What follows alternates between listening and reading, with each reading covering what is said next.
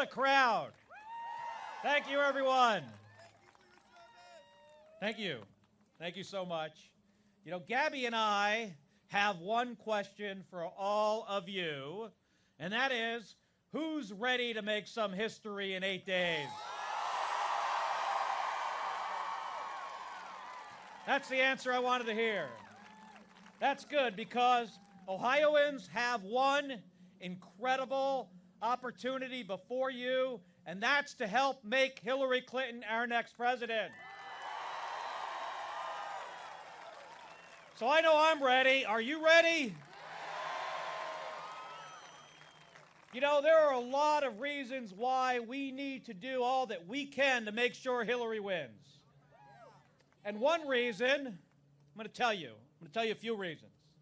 You know, one reason is that Hillary Clinton is the only candidate in this race who has the courage to stand up to the Washington gun lobby, the record to prove it, and a plan to create an America for our kids and grandkids that is safer from gun violence.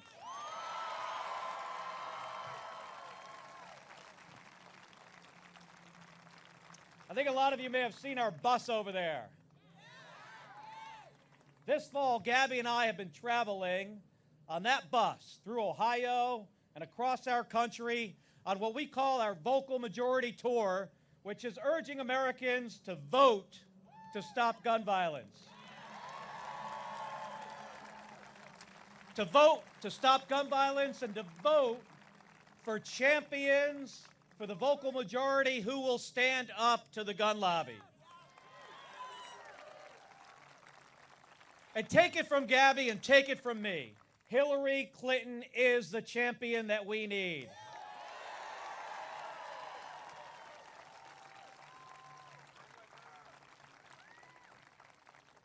And Donald Trump?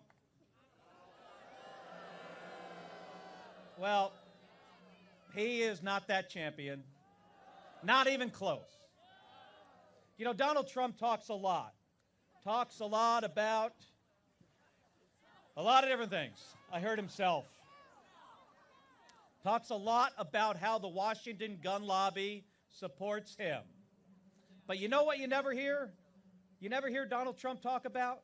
He does not talk about the responsibilities that come with the right to own a gun. And he doesn't talk about the responsibility of keeping guns out of the wrong hands. And in a country like ours, with 33,000 Americans being shot and killed each year, and where felons and domestic abusers can buy guns without a background check, well, that's really important. And it's something Hillary has been talking about for her entire career as an elected official.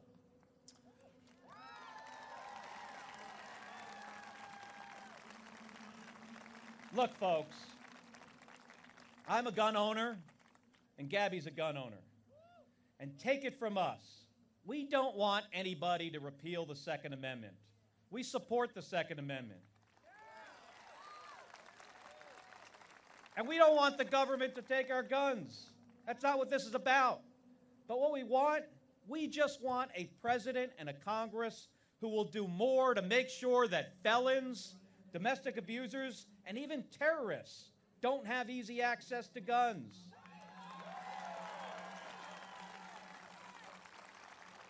And that's one reason, among many others, that Gabby and I are with Hillary.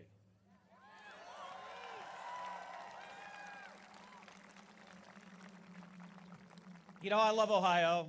A lot of really cool astronauts come from Ohio. Neil Armstrong, John Glenn, Jim Lovell.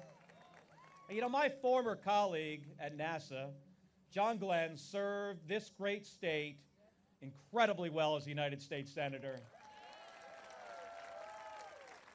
He's one of my heroes.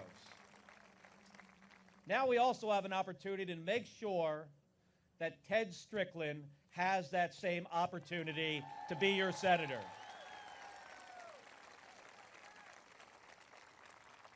You know why?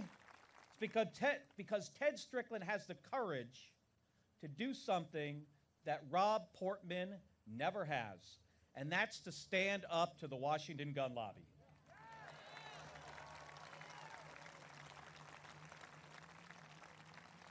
You know, I had the opportunity of serving our country in the United States Navy as a pilot and as an astronaut at NASA.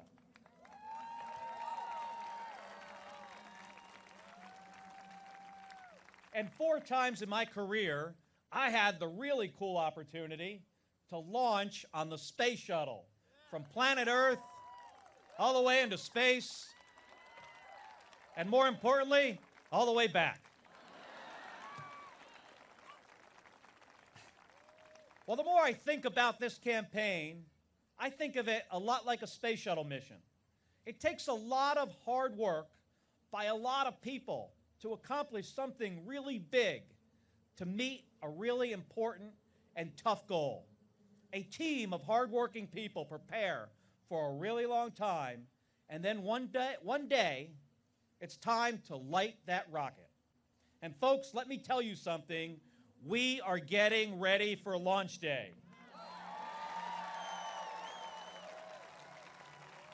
So let's work together. And all of you need to make sure that Ohio is the launch pad that puts Hillary Clinton and Tim Kaine on the trajectory towards the White House with all the energy and speed that they need to lead our country.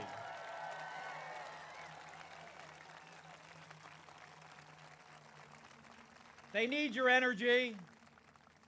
They really do. And if we do this, we can be all stronger together.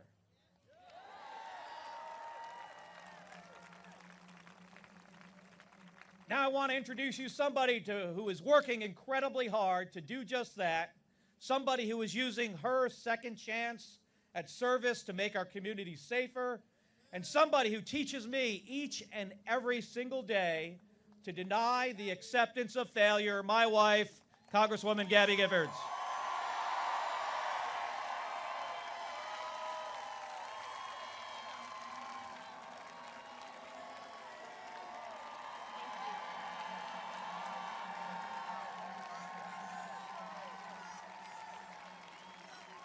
Thank you very much.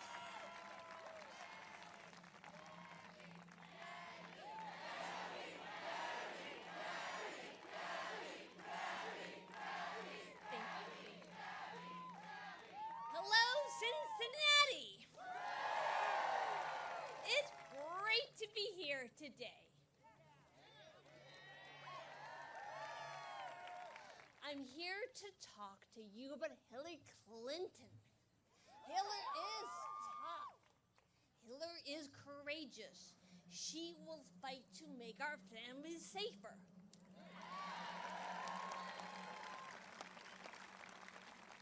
In the White House, she will stand up to the gun lobby. That's why I'm voting for Hillary.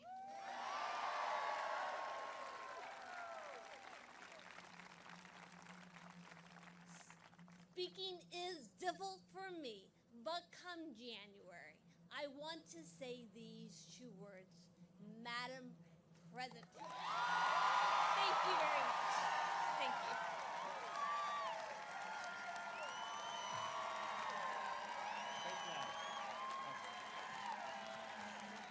Now, Gabby and I hope you'll join us in welcoming the next President of the United States, Hillary Clinton.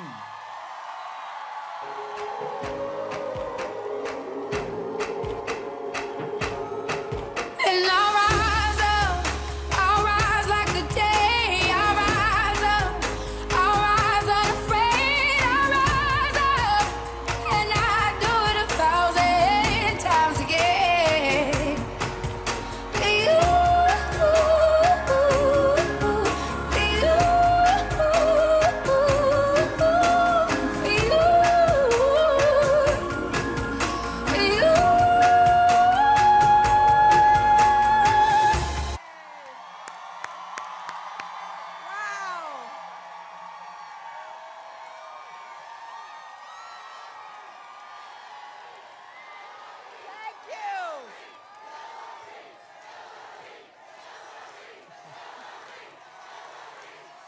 so much.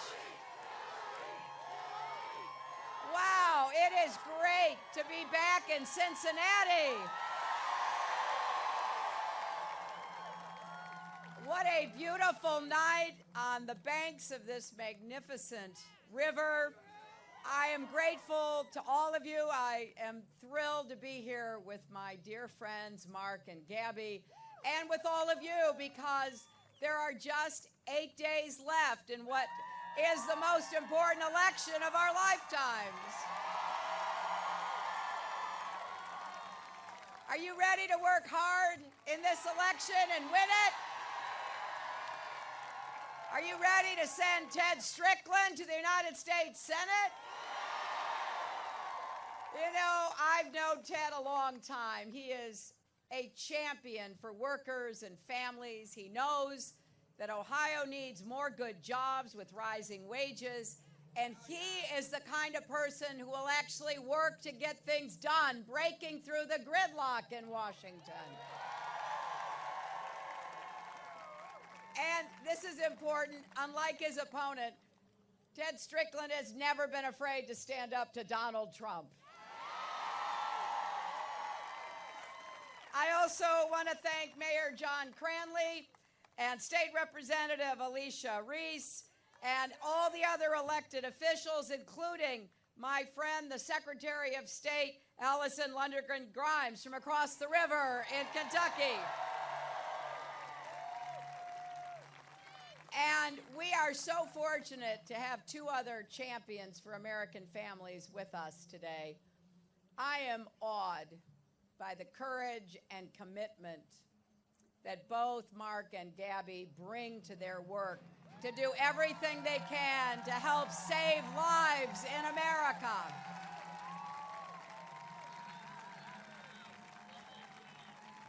You know, as Gabby says every day when she goes out, fight, fight, fight. And fight she does. She fights to make sure that we save lives and we prevent injuries, and we do it together to end the epidemic of gun violence that threatens our children, our fellow men and women, our country. And Gabby and Mark know something very important.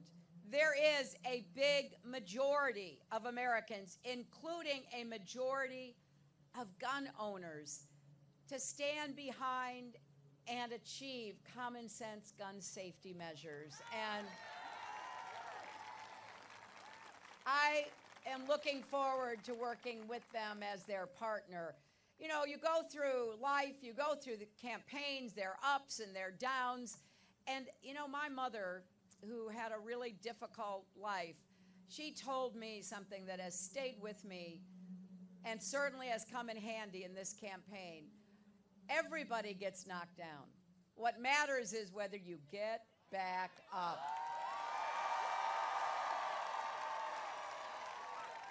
And throughout this campaign, I have stayed focused on one thing: you, your lives, your families, the problems that keep you up at night. Because that's really what this election is all about. It's not about the noise and the distractions. It's about what kind of country we want for our kids and what kind of president can help get us there. I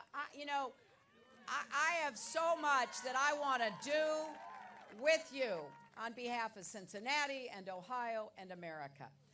And whether or not I get the chance to serve you really depends upon what happens in this election.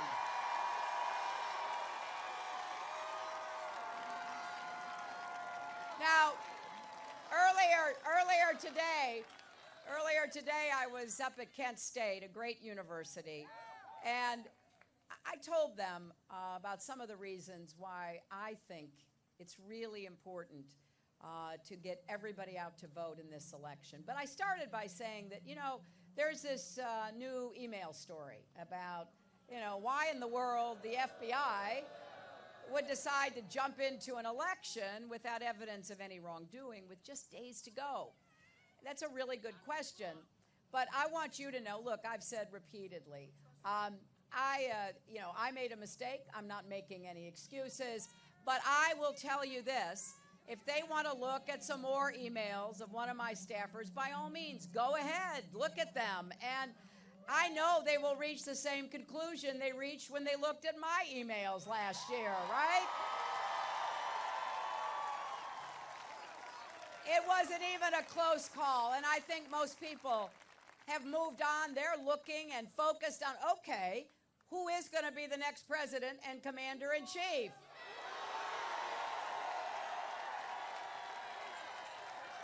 Did any of you see the debates? Any of you see the debates? Well,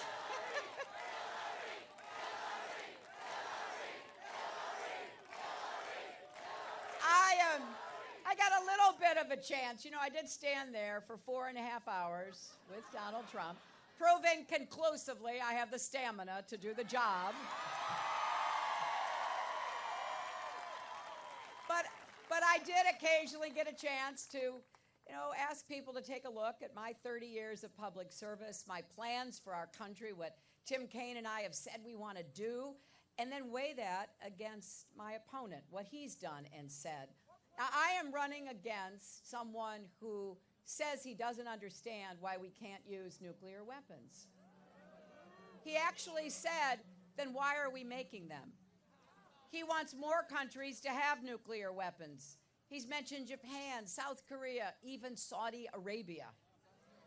Now, if you are hoping that he might surround himself with good people who would stop his crazy ideas, remember this. When he was asked who he consults with on foreign policy, Donald Trump said he didn't need to consult because, and I quote, I have a very good brain. He said he knows more about ISIS than our generals do. No, Donald, you don't. And of course, the people that Donald Trump has around him include two men whose activities are also reportedly being investigated because of their ties to Russia, Vladimir Putin, and their allies. So in these last days, let's not get distracted from the real choice in this election. Donald Trump has proven himself to be temperamentally unfit and totally unqualified to be president and commander-in-chief. I have to tell you, that it does not give me any pleasure saying that. It's not a small thing. I have watched and known a lot of the people who have run for president, both Republicans and Democrats. And look, I've had my disagreements with Republicans. I might have disagreed on policies or principles, but I never doubted their fitness to serve in this office. Donald Trump is different. And that's why there is so much at stake in this election. He has a dark and divisive vision for America that could tear our country apart. Abraham Lincoln understood a house divided against itself cannot stand. And that was over the greatest of challenges, the challenge posed by slavery. And we fought a civil war.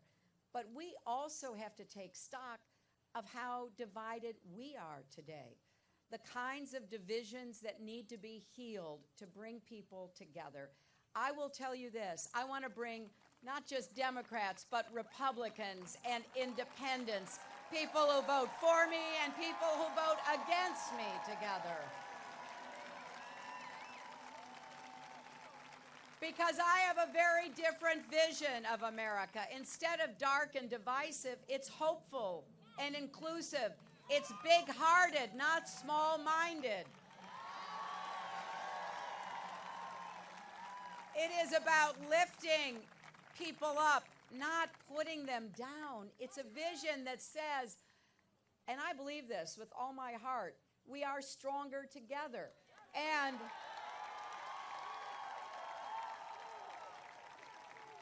America is great because America is good. Never forget that. Yes, we have our flaws, of course, we're only humans. But what we have done over the course of our history to keep widening the circle of opportunity and equality and freedom is unlike any other place in the history of the world. So we want an America where women are respected.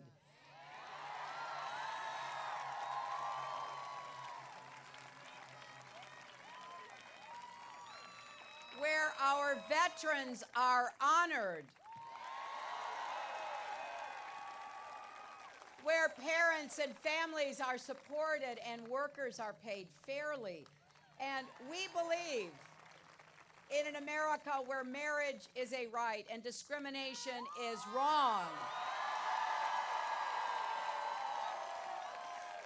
An America that leads in the world and lives up to our values, where everyone counts, everyone has a place, and the American dream is big enough for everybody. So the choice could not be clearer and the stakes could not be higher. When I was at Kent State talking about the threats that Donald Trump poses to our national security, I was really struck. It was a very big crowd, and it was primarily students. And, you know, I thought to myself, well, I'm not going to give a rah-rah speech because I really want to talk about what this means to national security. And I was introduced by a gentleman named Bruce Blair, a former Air Force officer in charge of the nuclear codes and keys, a launch officer. And he came out for me along with now more than 30 launch officers. And basically they said, we cannot support Donald Trump because he should never, ever be near the nuclear codes and keys.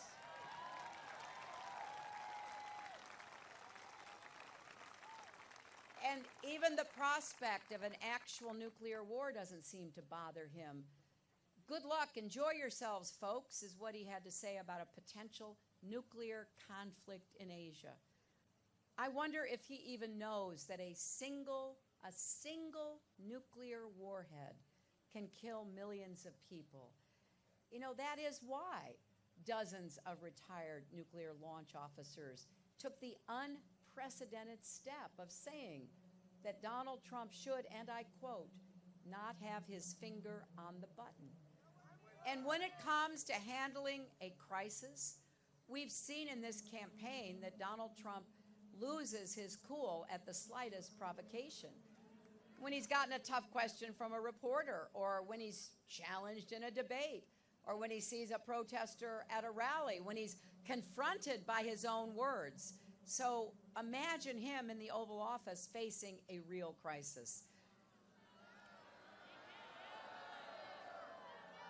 Imagine him plunging us into a war because somebody got under his very thin skin.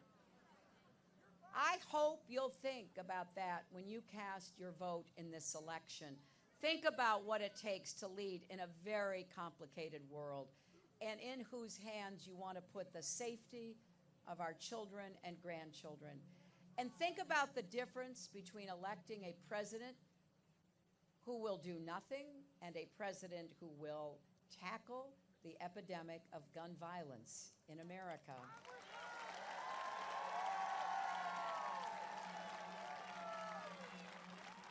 You know, as Gabby knows so well, 33,000 Americans a year are killed by guns. Thousands more are injured. It's an average of 90 people a day dying. Here in Ohio, more people are killed by guns than die in car crashes. We have seen moviegoers gunned down in theaters, little children killed in their classrooms, club goers massacred in Orlando, 9 faithful people murdered at Bible study in Charleston, South Carolina. And we've seen far too many young African American men and women killed by gun violence, which is now the leading cause of death for young black men. And when we think about that, we think of Dontre Hamilton or Jordan Davis or Trayvon Martin and others. I've had the great honor of getting to know their mothers, who have turned their grief into action and their mourning into a movement. But here's what I want to say.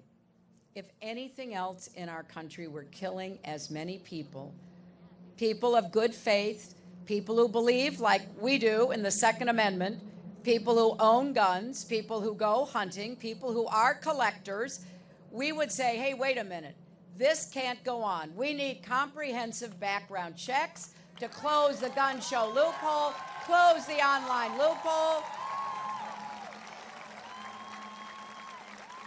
And we know here in Ohio, a majority of gun owners support these common sense steps to prevent gun violence because they know we can respect the Second Amendment and keep our kids and communities safe at the same time.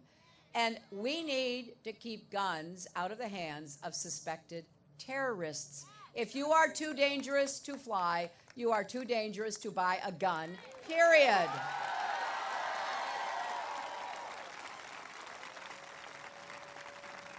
And look, there is a very clear difference. Donald Trump won't stand up to the gun lobby. He's sold out to them.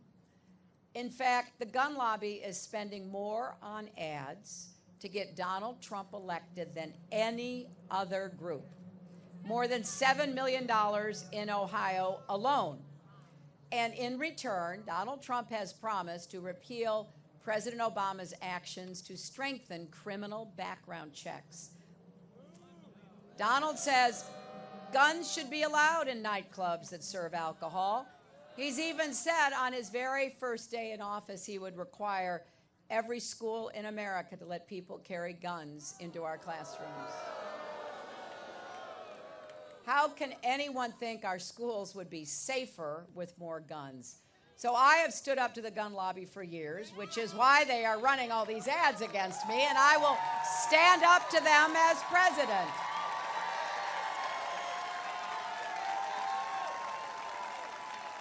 I will work with Gabby and Mark and Americans for Responsible Solutions to pass common sense reforms because we've got to keep guns out of the wrong hands and help save lives. I will also get up every day in the White House, working my heart out for you.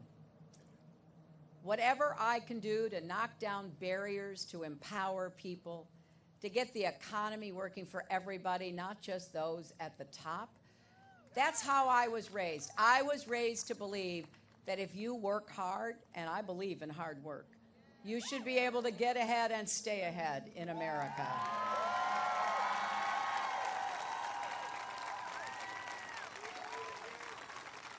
And I will never, ever quit on you. When I tell you I'm going to try to do something that will make a positive difference in your life, I don't care what the political or other barriers are, we're going to find a way over, under, around, or through until we get it done.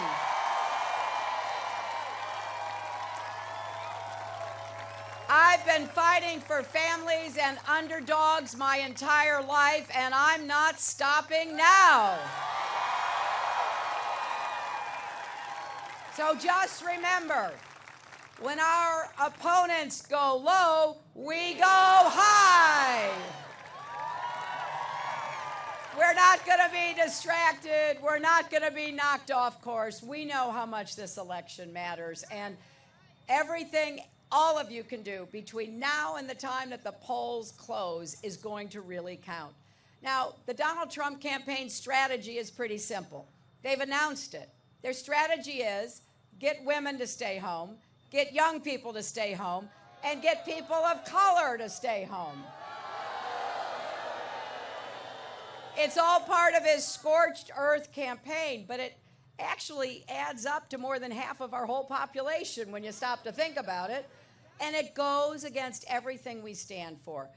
So if you're as upset as I am by the campaign that he has run, the things he has said, insulting not just women, but immigrants, Latinos, African Americans, prisoners of war, Muslims, veterans, the military. I mean, the list goes on and on. It's almost impossible to understand how somebody could run for president who seems not to like America as much as he does.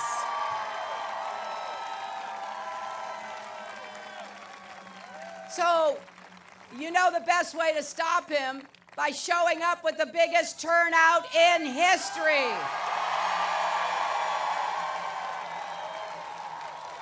We need more Americans to vote, and I think we have a chance to get more Americans from all walks of life to vote, because we're already seeing record turnout. 23 million people have already voted in this election, and more than 1 million of them are right here in Ohio.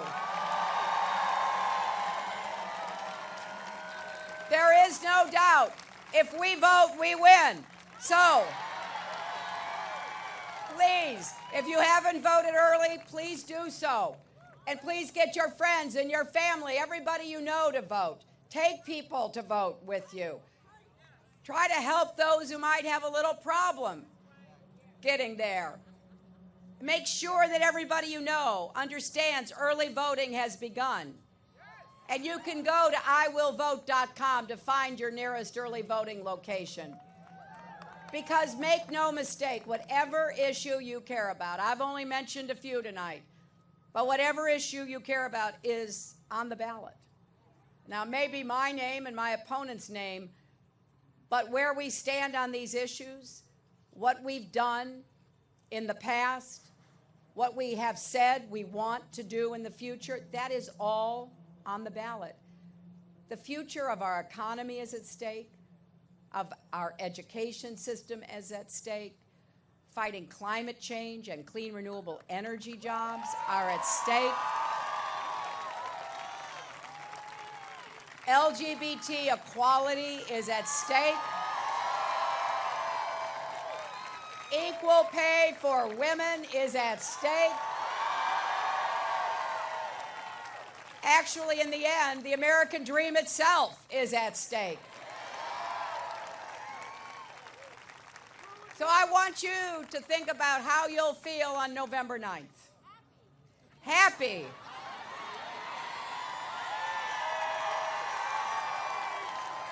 I think that's the right answer. But just suppose you go to bed early.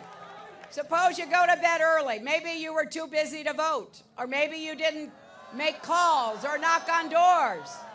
I want you to imagine. So you get up early on the morning in the 9th, and you log on to news to find out, hey, what's going on? Or maybe you turn on the TV or the radio, and you hear.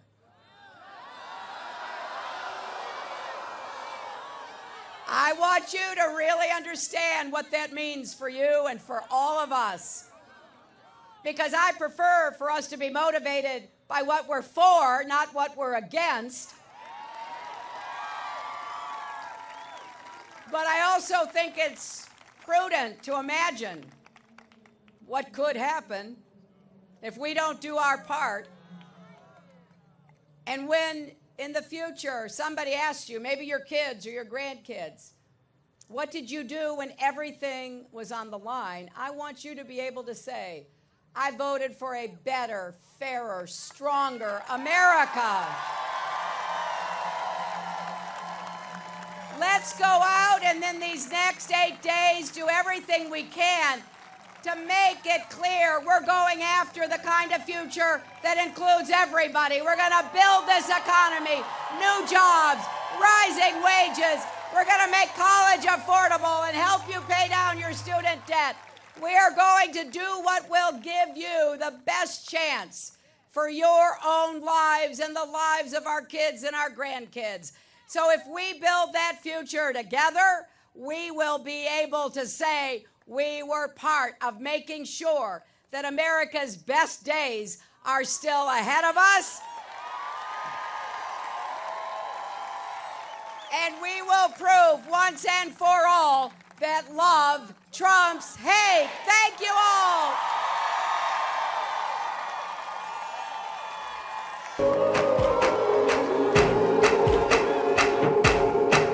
And I'll rise like the day. I'll rise unafraid. I'll rise up, and I do it 1,000 times again.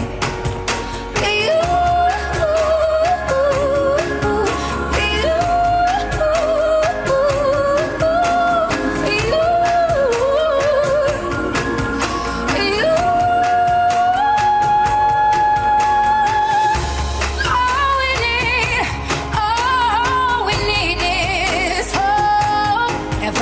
have each other. And for that we have each other. And we will rise, we will rise, we'll rise. Oh, we'll rise. I'll rise up, rise like the day. I'll rise up in spite of the ache. I will